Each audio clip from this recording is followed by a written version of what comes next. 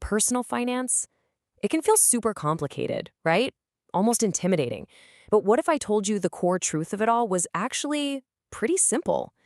In this explainer, we're going to cut through all that noise and get right to the heart of what it really means to be in control of your money.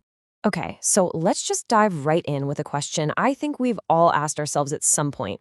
If you just had a bigger paycheck, would all your financial stress just disappear? I mean, the obvious answer seems to be yes, right? More money, fewer problems. Well, believe it or not, that's maybe the biggest myth in all of personal finance. The truth is, you can be earning six figures and still be completely broke. And on the flip side, someone with a totally average income can be calm, cool, and in control.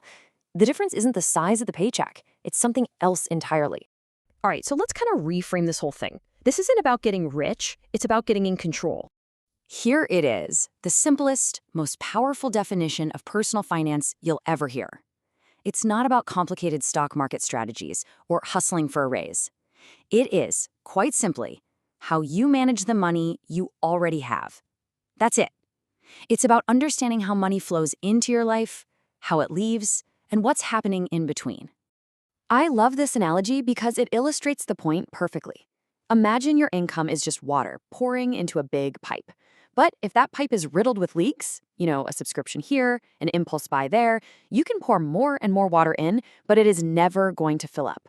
The real key isn't just adding more water, it's plugging the leaks. Okay, so if it's all about managing what we've got, then how do we actually do it?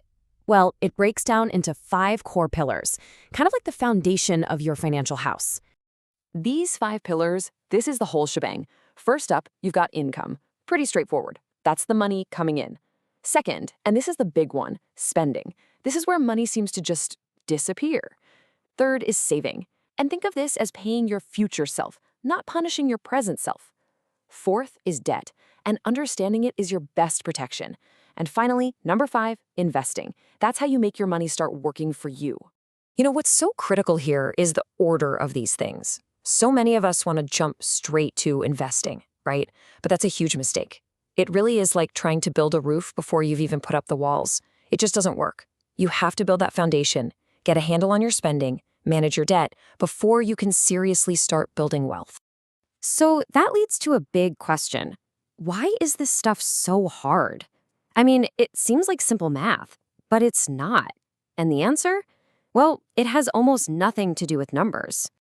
And here's the real secret, the thing they just don't teach you in school. Your financial success is driven so much more by your habits, your emotions, and your mindset than it is by your ability to create some fancy spreadsheet. It's all about psychology. A perfect example of this psychology at play is something called lifestyle inflation. You know exactly what this is. You get a raise, and what's the first thing you do? Maybe you get a nicer car, a bigger apartment, you start eating out at fancier places. Your income goes up, sure, but your spending goes right up there with it. Without a plan, more money just fuels bigger spending. Okay, picture this. 2 people, same job, same exact income. One is the reactive spender. They're all about emotion. They see something, they want it, they buy it for that quick hit of comfort, and before they know it, they've slowly lost control. But then you have the mindful manager. They do something different. They pause. They think about their long-term goals. They stay in control not because they earn more, but because they behave differently. So how do you become that mindful manager? Well, it's not some giant leap. It actually starts with one super simple step. Let's talk about a little challenge you can try, like today. Yep, that's it. Just one. One day. One action. That is literally all it takes to start making that shift from being reactive to being in control. All right, here's the mission, and it's really simple. For just one single day, don't change a thing. Don't try to save more, don't cut anything out. Just pay attention. So when you buy that morning coffee or tap your card for lunch, or you're about to click buy now on something online, just for a split second, notice it. The goal here is not to feel guilty or to judge yourself. Not at all. The only goal is to build awareness. Because let's be real, you can't control something if you don't even realize you're doing it. This is step 1. And really, that brings us right back to the main point of this whole thing. The crucial takeaway is this. Get control of what you have before you start chasing what you don't. True financial power doesn't come from earning more money.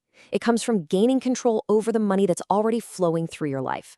Master that, and you're building a foundation that can support any goal you can dream of.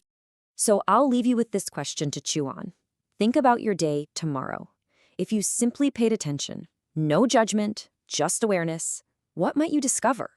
What small leaks in your financial pipe might you finally see? What could you control if you just paid attention?